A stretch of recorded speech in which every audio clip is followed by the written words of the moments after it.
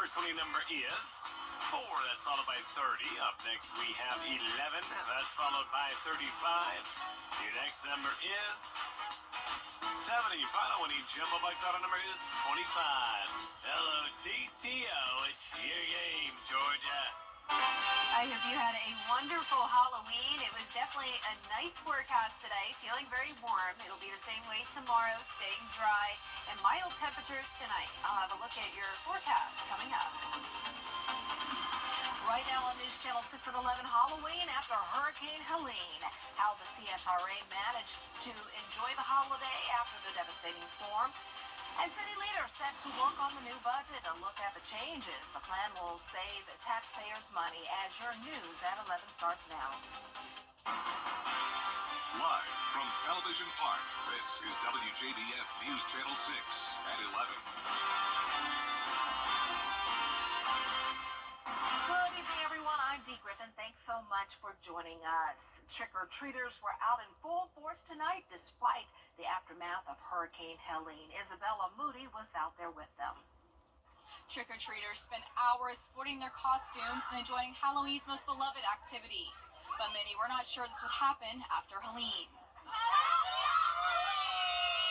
I thought there was no way we could trick-or-treat because all the trees were down and all the debris on the side of the road, and it would just be too dangerous. This wouldn't even happen because of the hurricane. I thought everything was gonna be smashed and stuff, so I'm very happy. Deputies closed off a few blocks of Glen Avenue to help with safety. FEMA and the Richmond County Sheriff's Office helped the neighborhood rearrange debris to keep the sidewalks clear for safe trick-or-treating. It's great. I think everybody needs it. And, weather is beautiful today, so it's a perfect day for it. It's been rough, but tonight's just an easy night. It's a fun night, just to be able to take my kid out just for 1 or 2 streets. That's all we needed. One trick-or-treater wanted to thank the deputies for being there and helping. Others were happy to see many people back together. The officers, they were really nice. I thought they deserved the tree because they're doing their duty. I'm just glad the power back on and the city back together. Other kids enjoying a different type of Halloween decoration this year. I like those, the tree stumps where it's cut. I like when they do, paint them like pumpkins or monsters. I saw one tree that had eyes on it, and they cut in the arms to look like real arms. Many are thankful to have a sense of normalcy after this hard time. In Augusta, Isabella Moody, WJBF News Channel 6. WJBF and our Giving Your Best partners are celebrating more than 30 years of Halloween with a Heart, where kids in special education classes get to trick-or-treat in an exclusive way. Some 1,300 children from schools across the CSRA came to the Columbia County Exhibition Center today. It's tailored for kids with different physical abilities and certain sensitivities and allows them to enjoy the holiday in a meaningful way. It's inclusive. That's my most important part, is that they get excluded sometimes. It gives them a chance to have fun without being in the chaos of getting right out of school and having to trick-or-treat. She's having a good time. She's got on her cowgirl costume and she's ready to ride. Love that. Happy Halloween, Mariah. Say happy Halloween. Happy Halloween! If you missed it this year, you can plan to get in on all of the fun next year as we continue to host and grow Halloween with a Heart. Time now for our first check of our forecast. And I'm sure a lot of kids are going to sleep with their tummies and their baskets full of candy because it was a nice night, Jenna, for Halloween trick-or-treating. Yeah, and they're definitely not going to sleep cold, Dee. No. I mean, it's still a little warm out there, you could even say, especially for this time of the year, unseasonable warmth. That's what we had this afternoon. Your high on Halloween got all the way up to 84 degrees in Augusta. That's 10 degrees above our average of 74. And right now, our temperatures in Augusta are still around 70 degrees. Light southeast wind coming in. Visibility okay for now, but as we go into the overnight hours, we will see some spooky, patchy fog develop. And across the CSRA, for the most part, we're sitting in those mid to upper 60s. As for our satellite and radar, we've had passing clouds throughout the day, but we kept things completely dry. Tonight, we will have mostly clear skies other than that patchy fog and a low temperature of 58 degrees. So not too cool for the start of your Friday and the first day of November. Here's a look at your hour-by-hour forecast. So we're going down to around 58 at the 7 o'clock hour, back into those low 60s by 9 o'clock. And remember, be careful when driving on the roads because some of that fog could be very dense. As we look ahead here throughout the weekend, we're keeping things warm, highs around 80 degrees, possibly a few sprinkles here and there. That'll be due to a cold front passage damage. I'll have a look at that coming up in the full forecast, but back to you, Dee. All right, thanks so much, Jenna. How will the recovery from Hurricane Helene impact Augusta's new budget? Well, the plan holds today. Augusta Regional Airport leaders provided an update on the facility at its regular commission meeting. Leaders say the airport sustained very minor damages from Hurricane Helene. Airport leaders say this allowed them to use available resources to help airport staff, volunteers, and workers in the CSRA with recovery efforts. And with that fuel deliveries, we were actually supplying all of the airport tenants, the essential tenants, the airlines, TSA, as well as essential airport staff to make sure the airport could continue to operate. With that fuel, we also fueled county departments and emergency services, and also even state services that came into our area to help the cleanup. An additional $4 million is being provided by the federal government to expand the passenger security screening checkpoint. Airport leaders also agreed to accept grant funding from GDOT. Well, coming up, FEMA is teaming up with the Palmetto State for hurricane relief. Details on the recovery process in South Carolina after the forecast.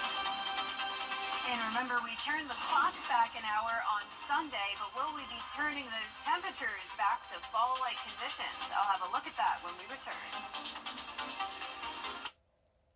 Are you ready to ride? 5 for 6 Skyview Network, sponsored by Terry Lambert Hyundai. Now, your most accurate forecast with WJBF Live 5 for 6. Welcome back. So at the top of the show, I told you that the high today in Augusta was 84 degrees. So let's take a look at how that compares to the previous years. Last year, we were only in the low 70s, and back in 2020, upper 60s. So this is the warmest Halloween we've had since 2019 with a high of 88. And that year, we also picked up around half an inch of rain. So that was a warm and wet Halloween. But typically around this time of the year, it is pretty dry. And of course, that's what we've had all month long. Not a drop of rain really, other than a trace amount just a couple days ago in Augusta. But still, those rainfall totals for the month are technically ending at 0 inches. We're seeing anywhere from the low 60s to our northwest to the upper 60s down towards the south. All of us pretty mild, especially for this time of the year. Here's a look at our Terry Lambert Hyundai Skyview cam at Washington Road. You can see some clouds passing by. We will be mostly clear tonight, other than that patchy fog developing, which could be dense at times. A cold front is knocking on our door, though. That's currently bringing rain into parts of Alabama and all the way down into Louisiana. So unfortunately for our friends in parts of the deep south, it was a pretty wet Halloween. For us, we're going to keep things dry, other than a few sprinkles possible tomorrow and Saturday from that front. A good amount of cloud cover tomorrow as well. Temperatures warm once again, making it into the low 80s. For Game Night Live tomorrow, it's going to be mild at nighttime once again. Halftime still at 68 degrees, 64 by the time the game is wrapping up. Notice the temperatures drop down just a bit on Sunday and Monday to a high of 79 due to that cold front passage that we're watching. But no chance of rain other than a few sprinkles. As we go into the middle of next week, that's when we'll see a slightly higher chance of rain, but still nothing really that significant. Here's the cold front by tomorrow at 6 a.m. starting to move into northwestern Georgia. Then it really just loses all of its intensity as it moves into the area. So some clouds from it. Notice a little bit of green popping up here and there. So can't rule out a couple drops of rain, but definitely not enough to really help us with the drought that we're unfortunately seeing. Now we're also watching the tropics. We don't want any rain from that, but we'll keep you updated on this. So far, no named storms, and it's very unusual to have named storms, at least strong ones, around this time of the year. But it's still possible, so we'll be watching the Caribbean Sea very closely as we head into the first week in November. Lows tonight will be in the upper 50s, around 10 degrees above average. Highs tomorrow in the low 80s once again. Here's a look at your 10-day forecast. Remember, we turn the clocks back on Sunday, Election Day on Tuesday, staying nice and warm. It looks like we could have a cool down after some of those rain chances to end next week. So next weekend will be sunny and a bit cooler. Back to you, Dee. All right, thanks so much. The state of South Carolina and FEMA are working together to clean up after Hurricane Helene. FEMA Federal Coordinating Officer Brett Howard says FEMA has approved a total of $1.4 billion in Helene recovery efforts. Officials report the hurricane caused 1.4 million power outages, making it the largest single power outage in the state's history. Our goal still remains to get people back on their feet, to get them jump-started into their recovery, and help set them up for success. Howard says he plans on being in South Carolina for at least a year to make sure everyone gets the help they need. Well, still ahead, we're tackling issues that divide us. What you need to know about immigration ahead of Election Day, when coverage you can count on continues. But first, the winning numbers for tonight's South Carolina lottery are pick 3 numbers 899 and the pick 4 winning numbers 5358, and the fireball is 3.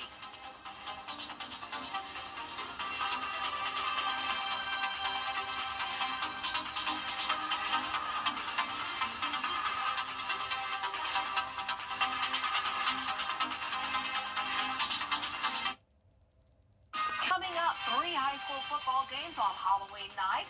Stay tuned for highlights from Cross Creek, Aquinas, and Westside. Hey, Augusta.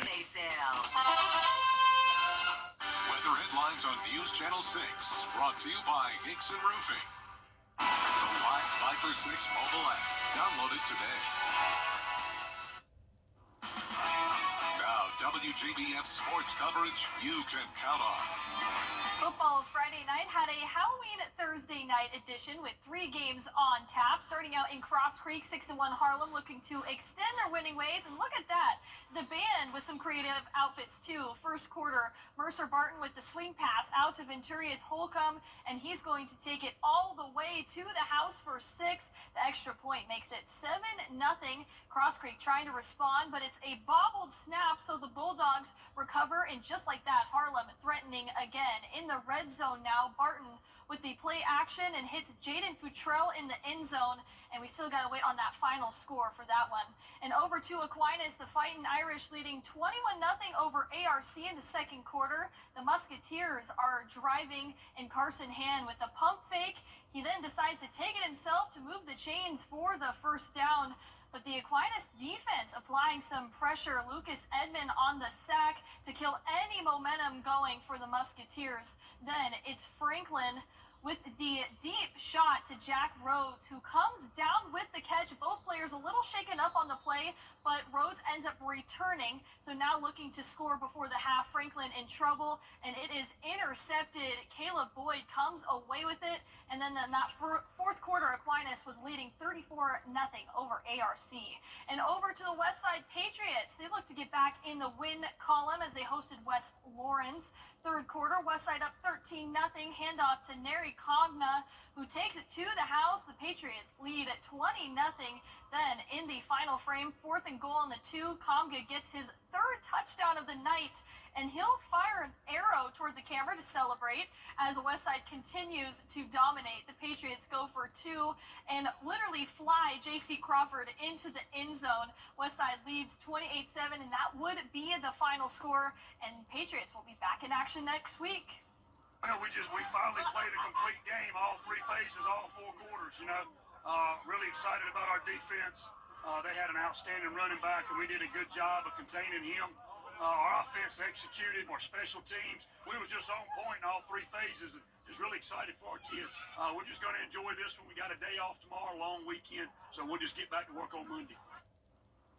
And don't forget, this Friday, it's the Battle of the Unbeaten. 7-0 Saluda hosts 8-0 Batesburg-Leesville.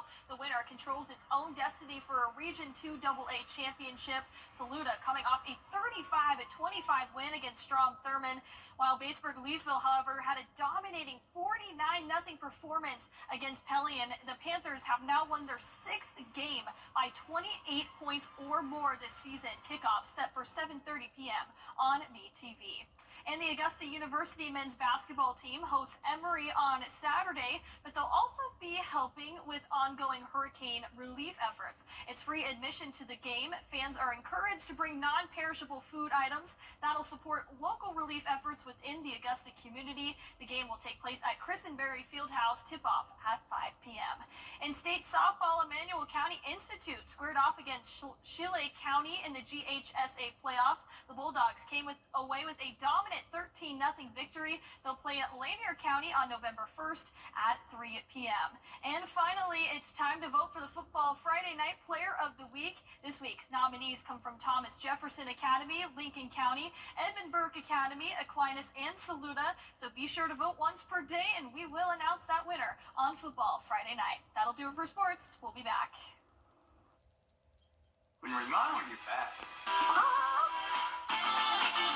Coming up this week on The Dish, we get to know my new co-host, Mary Ashton, as she joins me for First Friday, then we share our top 10 corner member. Absolutely. Plus, we'll introduce you to this month's community champ. That's right. It's happening this Friday, only on The Dish.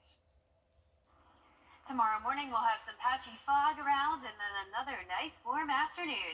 82 degrees, and then 83 for Saturday. Warm all weekend long, just going down a few degrees on Sunday to 79, and warming right back into the 80s next week. It's going to be a very warm first few days of November for sure.